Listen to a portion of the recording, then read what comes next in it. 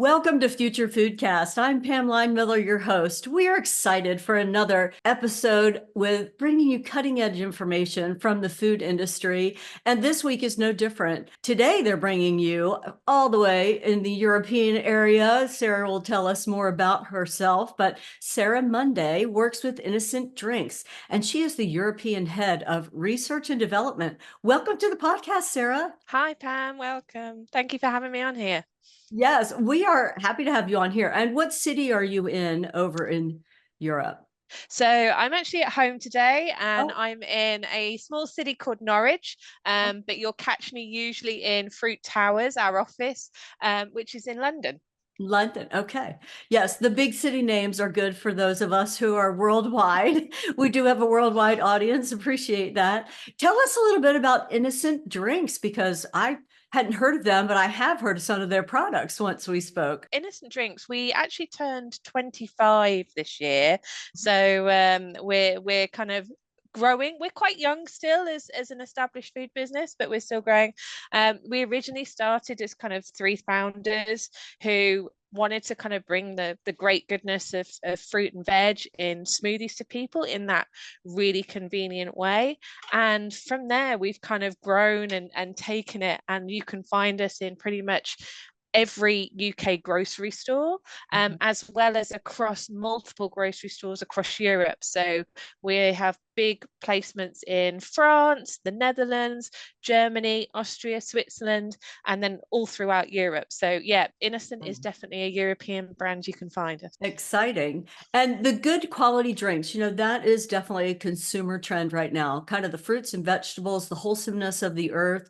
People are really in recent years, so I can see why Innocent Drinks would be growing so much. But the nuts and bolts of what you do is you're supplying fresh, or like what's the packaging? How are you? Yeah, so we're predominantly we're a chilled kind of juice and smoothie manufacturer. Okay. So we pack the great goodness of those fruit and veggies that you see around, and we basically pack those into our products. So we've got a range of juice, we've got a range of smoothies, we've also got a range that we like to call our I Plus range, which is our innocent juices, which have got that extra boost of certain vitamins, minerals, or a functional benefit. And then Okay. we also have a kids range as well. So we do a kids range of juices and smoothies. And more recently, we've launched some shots. So those kind of start the day intense ginger shots that you see everyone Mhm. starting to try. So we've got a range of those. Yeah. Predominantly, we are in PET. We do have a good amount of recycled content in that, but we do have a couple of other formats. So our kids is in Tetra wedges, and we also have a coconut water range, which, due to it being produced in the Philippines, the best packaging for that is Tetra Pak, so carton packs as well. Okay. Yeah, because the packaging has become a big deal too. Everyone's paying attention, and you are B-Corp certified. We should mention that. Can you share a Yes. little bit about what that entails for our audience that Yeah, so being a B Corp is something Innocent is so proud of. We were kind of one of the first to be a B Corp. We're often one of the case studies that the B Corporation uses to tell us about it. And it's about not just doing good for the products you make, but also how Innocent looks after its staff and its people, as well as the kind of wider environment. So it requires us to kind of there's a point scale that you have to achieve, and based on that you'll get X amount of points depending on which activities that you do across the business. And every so many years Innocent then has to reapply for its certification. So this year is actually our recertification year, so we hope to still get those really high points, and be a really successful B Corp as we continue to grow. Yeah, that is a very big deal. It is a hard certification to get. And there are very few companies that we've spoken with that have that, although there are several. And I think more are paying attention, even if they might not achieve the full certification. They're making an effort in areas that they didn't make an effort in before to do better by all the parameters that the B Corp is looking at. But one of the things I want to talk about about the corporation that you work for is your culture, because I think that's where a lot of food industry companies are struggling right now. They're struggling to get good employees. They're struggling to keep good employees. And Innocent Drinks has such a fun approach to work. I think even as we were talking about how I would introduce you today, it's like, well, let me see what the official title is, because internally I have another fun name that I go by, which is not what we put out in public. So Yeah. talk to us a little bit about, how it is to work there day to day and why the employees like it so much. Yeah, so I joined Innocent about 18 months ago, and I'd had a long career previous to that in what I would probably call that more traditional FMCG world, ranging from very small companies to quite large companies and a little bit in between. And Innocent is the most unique company I've ever set foot in. And what I kind of thought Innocent would be like was kind of even more amplified once I got there. So you see the marketing of the drinks and the product, and it's got that lovely tone of voice, and it makes it feel like Innocent, the dude, which is our logo, is your friend, and you can kind of relate to that. And actually, when you join Innocent, it very much feels like a really big family. We have astroturf grass on the floor. We have picnic benches. There's lots of kind of small areas. There's a lot where people across the different teams can set up clubs and societies to help bring the rest of the people together.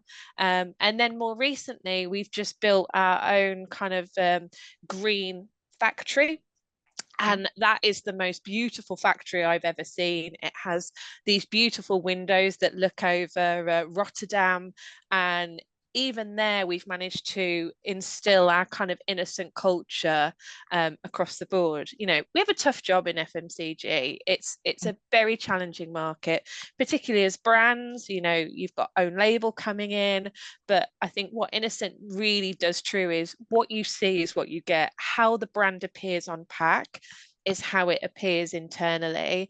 And it's just a fantastic place to work. You can't help but go in and smile. You're greeted with the great people and culture team. So we don't have HR, we have the people team. We have lots of quirky names. So our CEO is called the Chief Squeeze. The head of our factory is called the Chief Blender. So, there's all of these great funky names that we have at Innocent. Mm-hmm.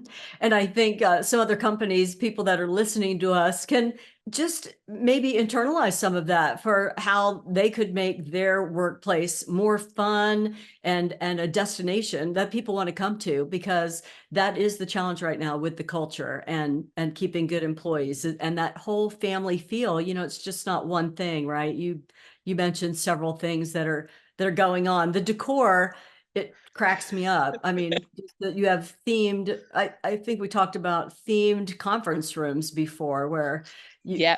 you walk in, it's all decorated like I don't remember Yeah. what they So are, but yeah, you're right, Pam. So we've got a lot of them that are themed. So we've got names like peas, and it's all got pictures of peas. We've got one that's called kids, and that's all got like kids' toys attached to the walls and things. And it just makes it a super inspiring kind of place. yeah. What's also really good is, it's not just all fun and games. There is some seriousness about how things are laid out.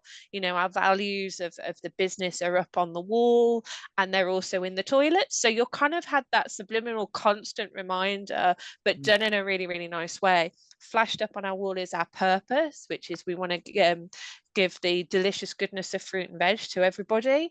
And I think, the fact that everybody sees that as they walk into the business, sees it whilst they're eating their lunch, it really kind of helps embed that just as part of the everyday culture of the business.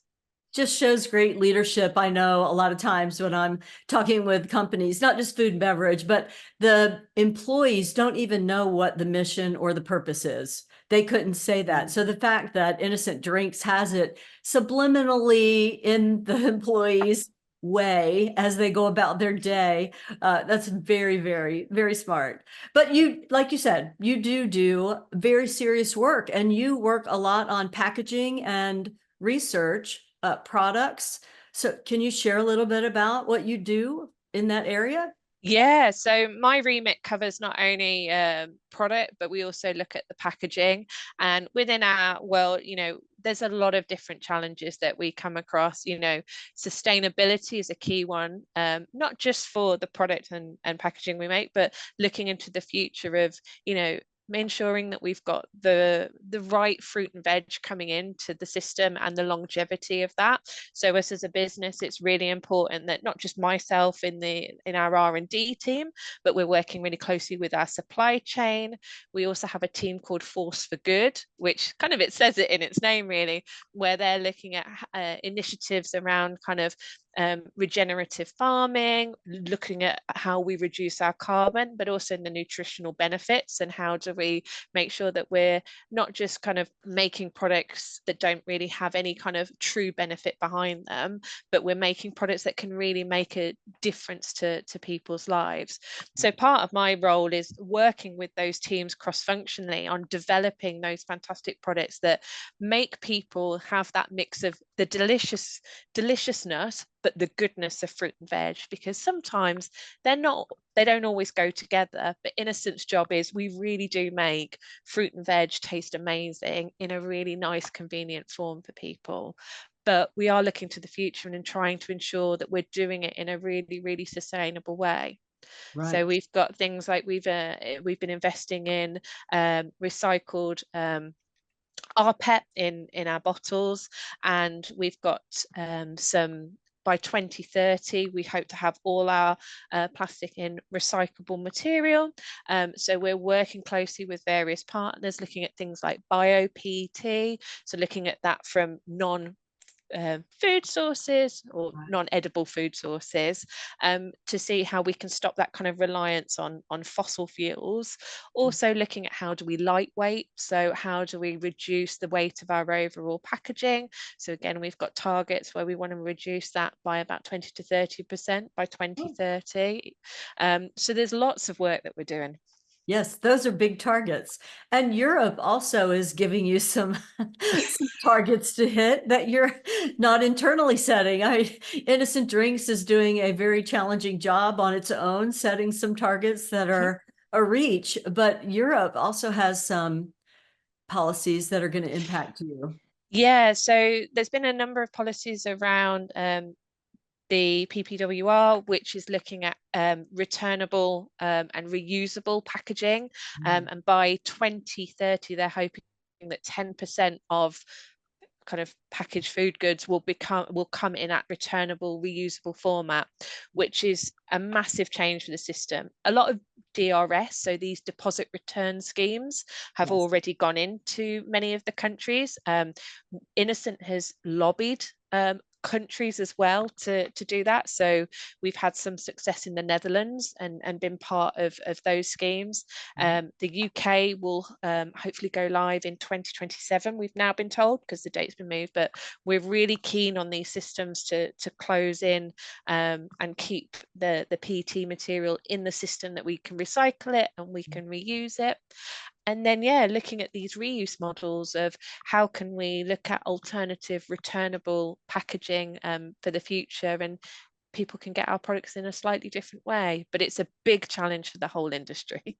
Right, because it's just a change. I mean, it's a disruption to the way the process is happening now. So that's always hard for everyone, but if you can lead the way and give a viable path, that's always, I know that's what you are thinking about at Innocent Drinks, trying to say, how can we make a change here and how will that work? So kudos to you for just trying to be innovative, and I don't know which room might be better for that, the kids' room with all the toys, or the pee room, or got to be a jungle out there somewhere where you can really say, yeah, we're sitting in the middle of a jungle trying to figure out how are we going to evolve and make things a little bit better. So yeah, it is really, really challenging, but it's all for the good things of that kind of longevity and sustainability that is really important to us.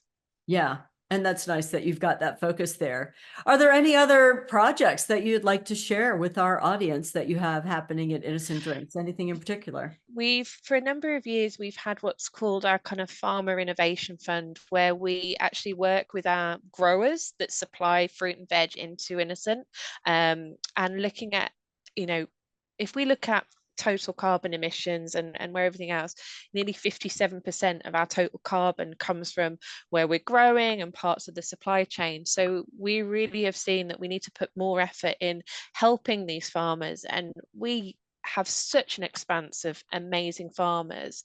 So we relaunched what's called our Farmer Innovation Fund, with the opportunity that farmers and their farms can apply for up to £1 million in funding for projects that really focus around that kind of regenerative farming, water management, because that's really, really important, soil health, because we all know that the quality of our soil is not as good as it used to be, looking at that biodiversity in totality, and then also just anything that can help with the climate. So we increased it from 100,000 to £1 million this year, and we've had a lot of applicants, and we hope to launch we hope to tell the applicants who's been successful with their projects next month, so in June. But it's such a fantastic opportunity for smaller farmers who haven't necessarily had that funding, or have had a great idea or want to pilot or then expand a pilot to a bigger test scale, that we can get involved and we can help them to really ensure that we can still get these great tasting fruit and veg that goes into our smoothies that everyone loves for the future, because we know that supply chains, it's getting more and more difficult. You know, the temperature increases and some fruit and veg are just might not be available. How can we ensure that we're still getting that great supply for our drinkers? That's exciting, because there's a huge move. Again, you're on the cutting edge of the current trends that are happening.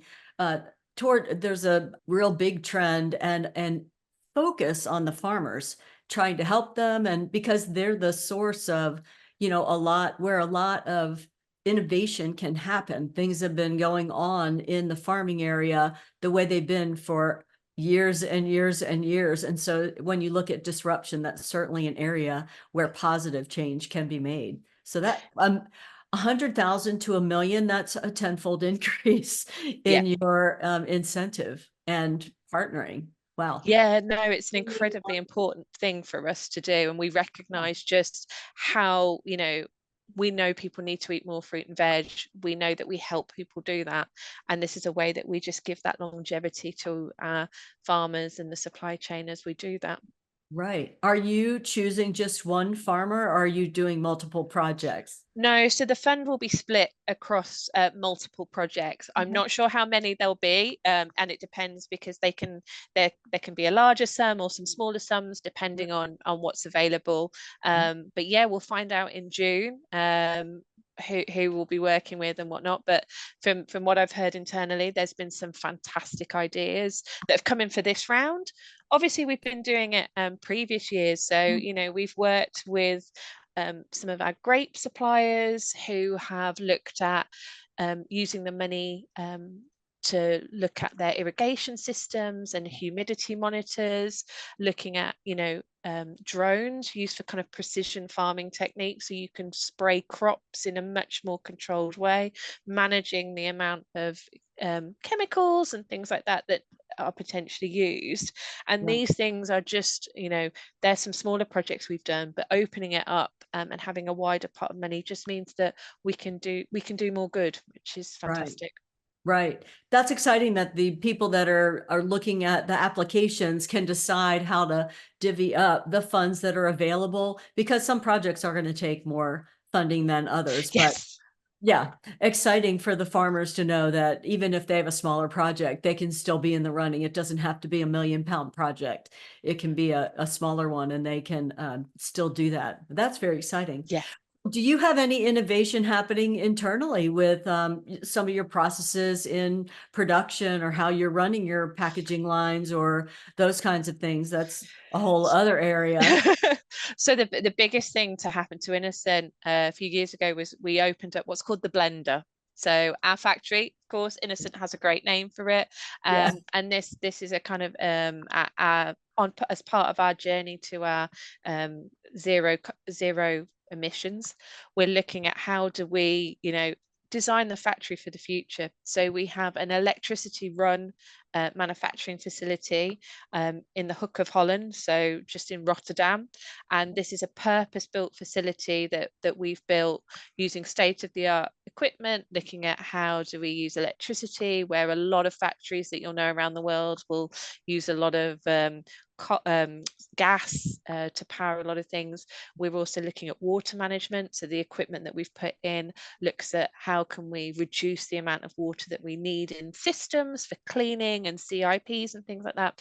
So we've put so much investment into that. That's really kind of where we're kind of the factory of the future, really. And it's, as I said earlier, it's a beautiful place to go. There's a lot of robotics within there as you start to see automation in these things happening. But there's a fantastic team that run that facility making our juice and smoothies down there. How exciting. That's fabulous. Can't wait to hear, after you have more experience with that particular location, some of the comparisons of how it used to be in your production area and your packaging area versus now how it is in the Rotterdam facility, and be able to draw some clear conclusions there. That's exciting. Yeah, it's amazing to have a facility like that, and not many other places do. So yeah. And I like the blender. I'm not surprised. You have a fun name. Fun name for it. Well, listen, Sarah, is there anything else that you would like to share with our audience before we go? My goodness, we've covered so many wonderful topics. I think that the main thing is, I think for Innocent is, we're doing so much across the spectrum. We're doing stuff about, how do we get the better packaging of the future? How do we have factories of the future? How do we ensure that we've got that supply of fruit and veg? But I think the thing that we also recognize is that a lot of consumers in Europe are not eating enough fruit and veg. Only actually 12% are actually getting what we call their 5 a day.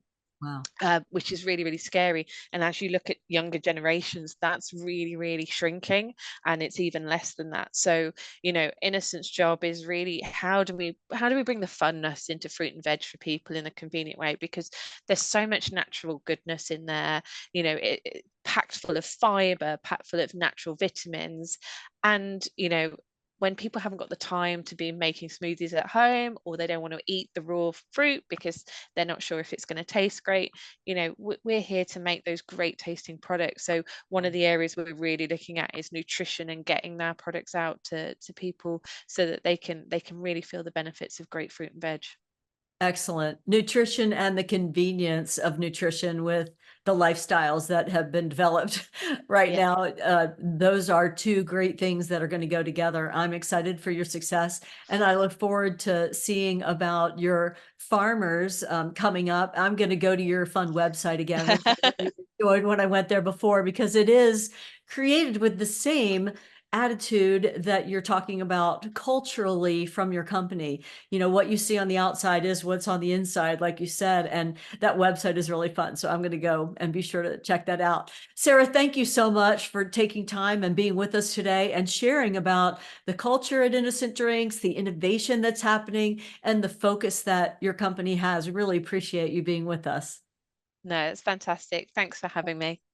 And thank you, our listeners and viewers on YouTube, for tuning in to Future Foodcast. If you'd like to see more guests like Sarah, please comment and let us know. Or if you'd like to hear about something different, we would love to engage with you. Until next time, I'm Pam Line-Miller. Thanks for listening to Future Foodcast. Future Foodcast is powered by Farm to Plate, the leading food blockchain platform. Subscribe on YouTube or wherever you listen to podcasts to stay up to date with the very latest innovations in the food industry.